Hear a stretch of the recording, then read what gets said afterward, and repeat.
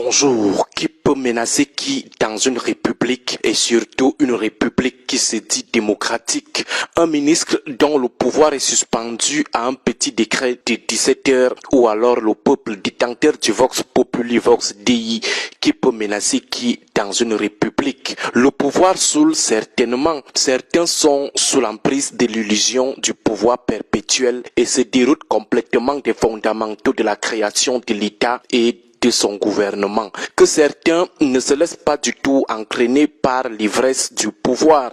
Le pouvoir revient toujours au peuple et par conséquent, c'est le peuple qui détient le dernier mot.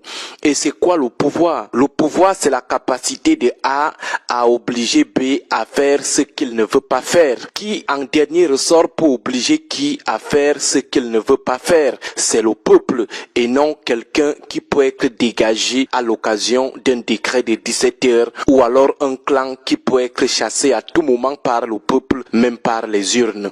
C'est ça la puissance du Vox Populi Vox Dei. Le Dieu dans un État, dans un pays, c'est le peuple et personne d'autre. Voilà pourquoi toutes les dictatures sont toujours défaites. Dans l'histoire du monde, il n'y a jamais eu une dictature plus forte que le peuple. Le peuple peut somnoler, le peuple peut entretenir une certaine peur pendant un temps. Le peuple peut vous laisser faire, le peuple peut se laisser distraire, il peut être discret, mais à la fin, il finit toujours par imposer sa dictature, son pouvoir et sa puissance. Que ceux qui sont meurtris par l'ivresse du pouvoir, endiablés par l'illusion du pouvoir perpétuel ou éternel, le comprennent.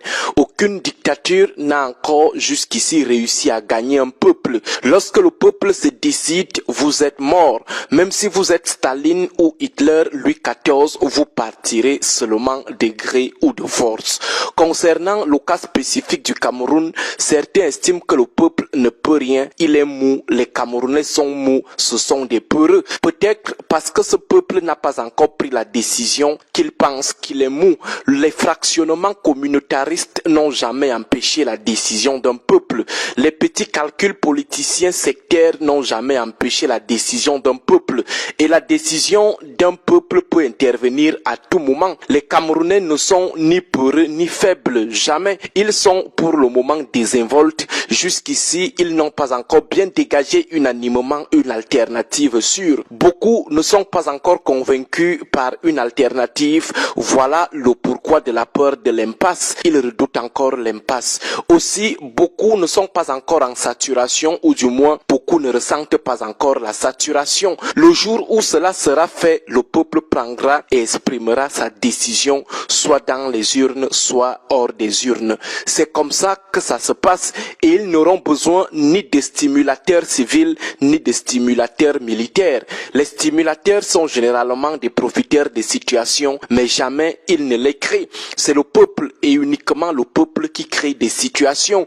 Nous parlons des situations populaires réelles, pas des révolutions de palais ou des petits règlements de compte entre clans. On parle des situations populaires réelles. Les Camerounais n'ont jamais été des poltrons, ils ne sont jamais des poltrons, ils sont des désinvoltes. Pour avoir étudié la crise de Boko Haram dans sa dimension sociologique, anthropologique et stratégique, nous pouvons affirmer avec autorité qu'il ne faut pas sous-estimer le peuple camerounais. Des villageois ont combattu franchement Boko Haram.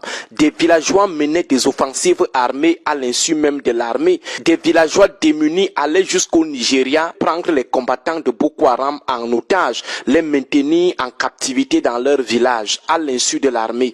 Les Camerounais ont été engagés en milliers dans les deux camps. Des civils peureux ne s'engagent pas avec une telle facilité dans des combats armés et surtout dans des guerres asymétriques. Et même dans la résilience, les Camerounais sont résilients, c'est-à-dire endurants. Ne confondons donc pas l'inaction à la peur ou à la faiblesse. Un autre exemple, et sans toutefois le cautionner, ce qui se passe en zone anglophone depuis 2016, on peut aussi prendre ce cas pour démontrer que l'État impérial que les fondamentalistes chantent à Yaoundé découle aussi de la méprise de leurs limites à eux et par ricochet de la méprise même de la détermination des outsiders lorsqu'ils ont déjà pris la décision. Qui avait imaginé cette crise durer?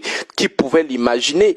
Qui pouvait imaginer qu'elle pouvait faire plus de 6000 morts en quelques années? N'est-ce pas les impériaux pédants disaient que c'est une affaire de quelques semaines et dans ce cas même, c'est juste quelques individus. Et si un cas des anglophones s'engageait dans cette lutte sécessionniste, imaginons les dégâts. Si aujourd'hui, on n'est pas seulement dans des villes mortes imposées dans des capitales régionales des deux régions chaque lundi. Bref, que ceux qui sont le pouvoir à Yaoundé ou alors ceux que le pouvoir sous la Yaoundé sachent que c'est le peuple qui menace, c'est le peuple qui dit le dernier mot. Qu'ils sachent que s'ils sont là, c'est parce que le peuple les observe encore. Qu'ils ne pensent donc pas que c'est parce qu'ils sont plus forts que le peuple et qu'ils peuvent le menacer ad vitam aeternam. Bonne journée à vous tous.